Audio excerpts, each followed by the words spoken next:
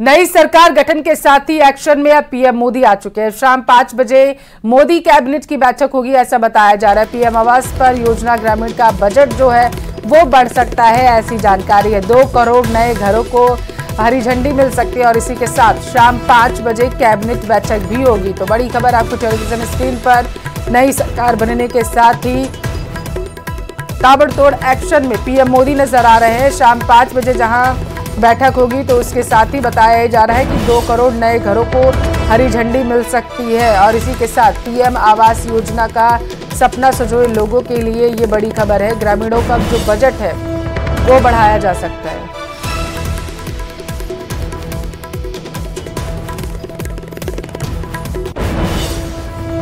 तो इस वक्त की बड़ी खबर सियासी गलियारों से निकलकर सामने आ रही है। नई सरकार गठन के साथ एक्शन में देश के प्रधानमंत्री नरेंद्र मोदी नजर आ रहे हैं। लगातार आज जो है बैठकों का दौर जारी रहेगा। बताया जा रहा है शाम 5 बजे मोदी कैबिनेट की बैठक होगी। पीएम आवास योजना ग्रामीण का बजट जो है वो बढ़ाया जा सकता है, ये जानकारी सामने निकल कर आ पाई है। यानी कि अब जो पीएम आवास योजना के जरिए अपने घर का सपना संजोए लोग हैं उनके लिए ये अच्छी खबर है।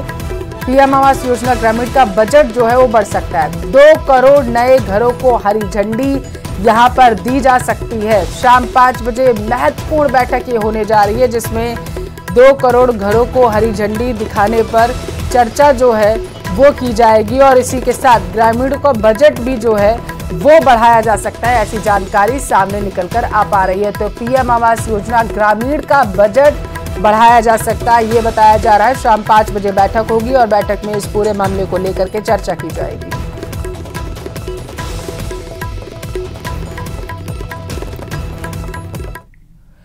मोदी कैबिनेट के शपथ के बाद राजस्थान के मंत्री जवाहर बेगम ने कहा है कि डबल इंजन सरकार में अब विकास रफ्तार पकड़ेगा। राजस्थान को मोदी कैबिनेट में उचित प्रतिनिधित्व मिला है। भारत के प्रधानमंत्री के रूप में माननीय नरेंद्र मोदी जी ने तीसरी बार शपथ ली है। मेरी ओर से, मेरे क्षेत्र की जनता की ओर से, राजस्थान की जनता की ओर से उनको ढेर सारी शुभकामनाएं। डबल इंजन की सरकार बनी है। राजस्थान में भी 4 लोकसभा के सदस्यों को भारत सरकार में मंत्री के रूप में दायित्व दिया है। एक राज्यसभा के सदस्य जो राजस्थान मूल के ही हैं उनको भी भारत सरकार में मंत्री बनाया है। निश्चित रूप से प्रदेश में माननीय भजन लाल शर्मा जी के नेतृत्व में और देश में आदरणीय नरेंद्र मोदी जी के नेतृत्व में मिलजुल करके डबल इंजन की सरकार राजस्थान और इस देश के विकास की गति को आगे बढ़ाने का काम करेगी। मेरी ओर से ढेर सारी शुभकामनाएं, बधाई। मोदी मंत्रिमंडल में इस बार 72 मंत्रियों ने शपथ ली है, लेकिन आखिर क्या है मोदी का कैबिनेट फॉर्मूला? किस फॉर्मूले पर मंथन के बाद प्रधानमंत्री ने अपना मंत्रिमंडल तैयार किया और वो क्या है? मोदी का 100 दिनों का रोड मैप जिस पर अभी से युद्ध स्तर पर काम शुरू हो चुका है। रिपोर्ट में समझिए।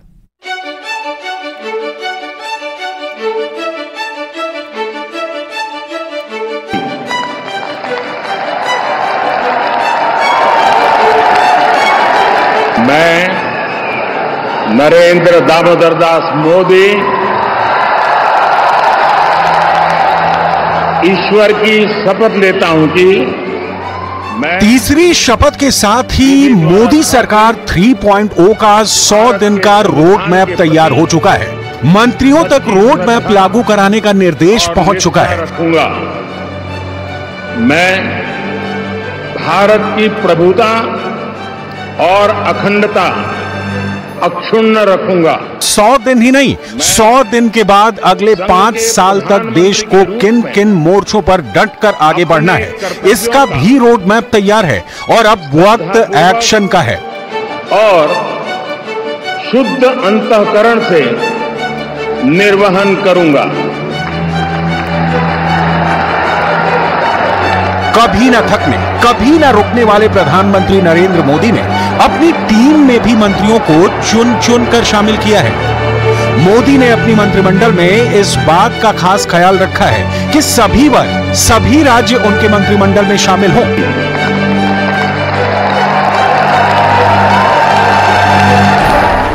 मोदी सरकार में कुल 72 मंत्रियों ने शपथ ली, जिनमें 30 कैबिनेट मंत्री हैं, 36 राज्य मंत्री, 5 राज्य मंत्री स्वतंत्र प्रभार। मोदी सरकार में सभी वर्गों का ख्याल रखा गया है। मंत्रिमंडल में 27 ओबीसी मंत्रियों को जगह मिली है, 10 एससी वर्ग से मंत्री आते हैं, 5 मंत्री एसटी वर्ग से हैं, 5 अल्पसंख्यक समुदाय से हैं, 43 मंत्री ऐसे हैं जो 3 या उससे ज्यादा बार सांसद रह चुके हैं, 39 ऐसे मंत्री हैं जो भारत सरकार में पहले भी मंत्री रह चुके हैं।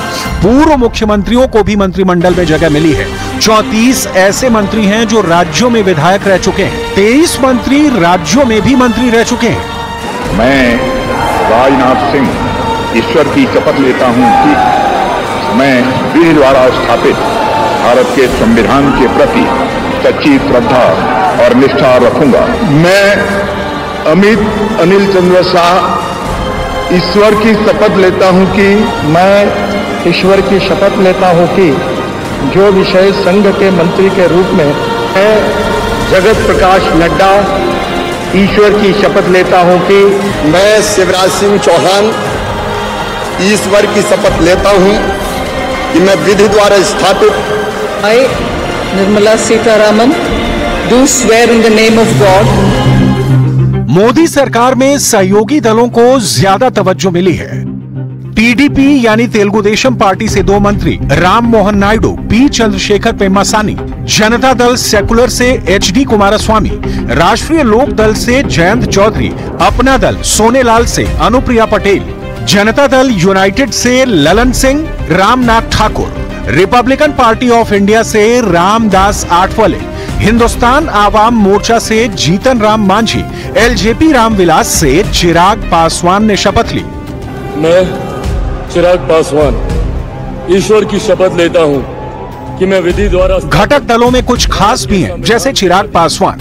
कितनी भी मुश्किलें आई, लेकिन चिराग पासवान खुद को मोदी का हनुमान बताते रहे और नतीजा ये रहा कि चिराग पासवान की पार्टी के 5 सांसद जीतकर लोकसभा में पहुंचे हैं। मैं जीतन राम मांझी सत्य निष्ठा से प्रतिज्ञान करता हूं। बिहार के पूर्व मुख्यमंत्री जीतन राम मांझी भी ये साफ कर चुके हैं कि वो हर स्थिति में पीएम मोदी और एनडीए की सरकार के साथ खड़े रहेंगे। मांझी गया से चुनाव जीते हैं। मैं राजीव रंजन सिंह उर्फ ललन सिंह सत्यनिष्ठा से प्रतिज्ञा। जेडीयू के ललन सिंह बिहार की राजनीति में जाने माने चेहरे हैं और उन्हें जेडीयू कोटे से मंत्रिमंडल में शामिल किया गया है। जयंत चौधरी पश्चिमी यूपी में बीजेपी को जिस आरएलडी से बड़ी उम्मीद थी, उसी राष्ट्रीय लोक दल के जयंत चौधरी को मंत्रिमंडल में जगह मिली है, जिससे वो काफी खुश हैं। Kinjarapu Ram Mohan Naidu do swear in the name of God. अब देखिए तेलुगु देशम पार्टी के उस नौजवान चेहरे को जिसके बारे में हर कोई जानना चाहता है। That I will uphold the sovereignty and integrity of India। Ram Mohan Naidu Chandrababu Naidu के बेहद करीबी माने जाते हैं। राम मोहन नायडू मोदी की नई कैबिनेट में अब तक के सबसे कम उम्र के केंद्रीय कैबिनेट मंत्री बनेंगे। वो टीडीपी नेता और केंद्रीय मंत्री येरेन नायडू के बेटे हैं। नायडू की स्कूली शिक्षा दिल्ली पब्लिक स्कूल आरके पुरम में हुई है। टीडीपी के कोटे से 2 मंत्री बने हैं। टीडीपी के दूसरे मंत्री हैं चंद्रशेखर पेम्मासानी। पेम्मासानी ने 1999 में NTR university of health sciences से एमबीबीएस की पढ़ाई पूरी की। इसके बाद 2005 में उन्होंने अमेरिका के पेंसिल्वेनिया में गेंजर मेडिकल सेंटर से इंटरनल मेडिसिन में एमडी किया।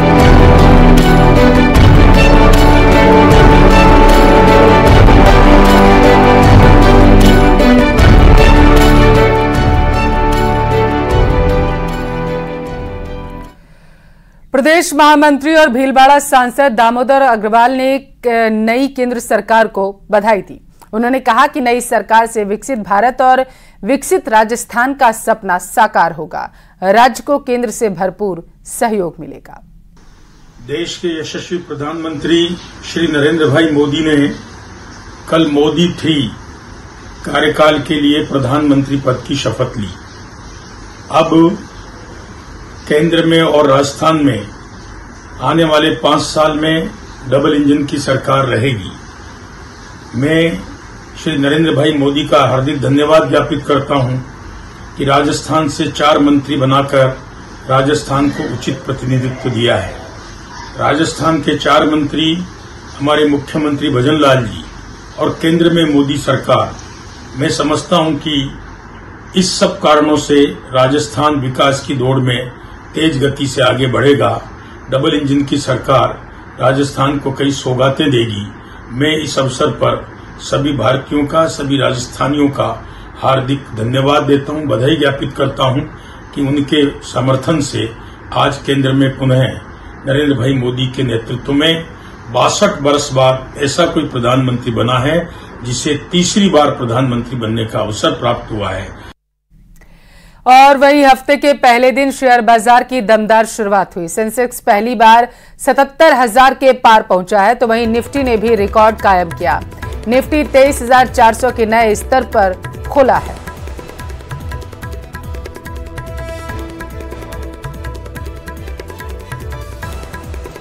यूपी के रामपुर से बड़ी खबर है। आजम खान पर आज फिर फैसला आएगा, ऐसी जानकारी। डूंगरपुर मामले में दर्ज हुए थे 13 मुकदमे, एक और केस में फैसला आएगा। एमपी एमएलए मजिस्ट्रेट कोर्ट में यह पूरा मामला चल रहा है। 2016 में आजम खान के इशारे पर घर में घुसकर मारपीट, तोड़फोड़ और धमकाने का आरोप लगा था। आजम खान, शाहजेब खान और फसाहत अली, शानू, बरकत अली, ठेकेदार इमरान और इकराम की सुनवाई जो है वो कोर्ट में चल रही है और आज बताया जा रहा है एक और फैसला आएगा इस पूरे मामले पर।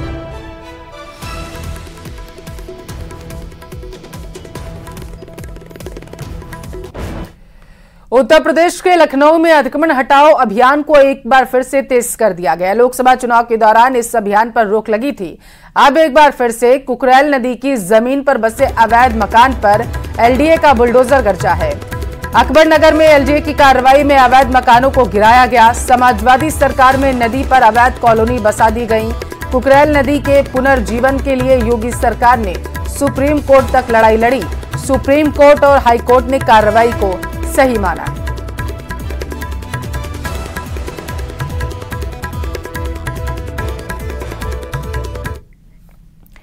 सिक्किम क्रांतिकारी मोर्चा नेता प्रेम सिंह तमांग आज दूसरी बार सिक्किम के मुख्यमंत्री के तौर पर शपथ लेने वाले हैं। बताते चले कि एसकेएम ने विधानसभा चुनाव में राज्य की 32 सीट में से 31 पर जीत दर्ज की। तमांग और उनके नए मंत्रिमंडल का शपथ ग्रहण समारोह शाम 4 बजे पलजोर स्टेडियम में किया जाएगा। वहीं दूसरी तरफ वरिष्ठ बीजेपी नेता पेमा खांडू 11 या 12 जून को अरुणाचल प्रदेश के मुख्यमंत्री पद की शपथ लेते नजर आएंगे। महाराष्ट्र में मानसून ने दस्तक दे दी है। मौसम विभाग ने रेड अलर्ट जो है वो अब जारी कर दिया है। सिंधुदुर्ग और कोल्हापुर में रेड अलर्ट जारी किया गया, यानी भारी बारिश की संभावना जताई गई है। रायगढ़ और सिंधुदुर्ग में बताया जा रहा है कि मूसलाधार बारिश हो सकती है, जिसकी वजह से अलर्ट है। और इसके साथ ठाणे, रत्नागिरी, पुणे और सतारा में ऑरेंज अलर्ट जारी किया गया। भारी बारिश से मुंबई और उसके आसपास के इलाकों में येलो अलर्ट जारी किया गया।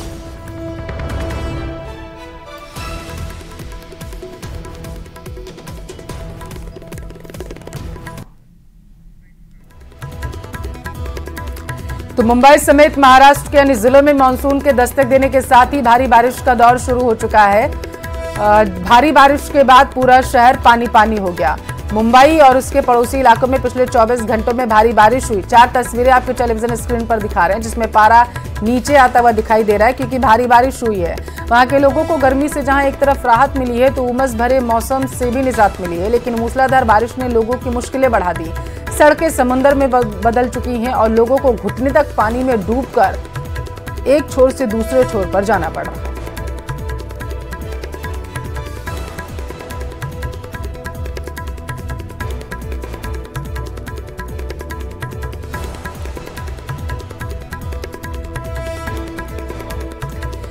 मूसलाधार बारिश के बीच 3 जगहों पर रास्ता धंसने से मुंबई अहमदाबाद हाईवे पूरी तरीके से ठप हो गया, जिसके बाद हाईवे पर गाड़ियों की लंबी लंबी कतार देखी गई। देखते ही देखते हाईवे पर लंबा जाम लग गया। हालांकि रास्ता खोलने के लिए स्थानीय प्रशासन जानकारी मिलते ही जुट चुका है ताकि लोगों को सहूलियत दी जा सके।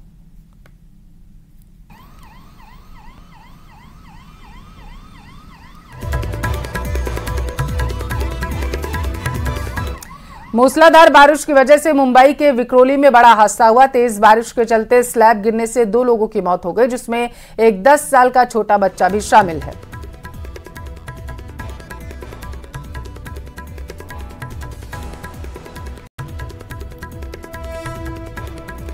भारत ने पाकिस्तान को रोमांचक मुकाबले में 6 रन से हरा दिया है। पहले बल्लेबाजी करते हुए भारतीय टीम 19 ओवर में 119 रन पर सिमट गई थी।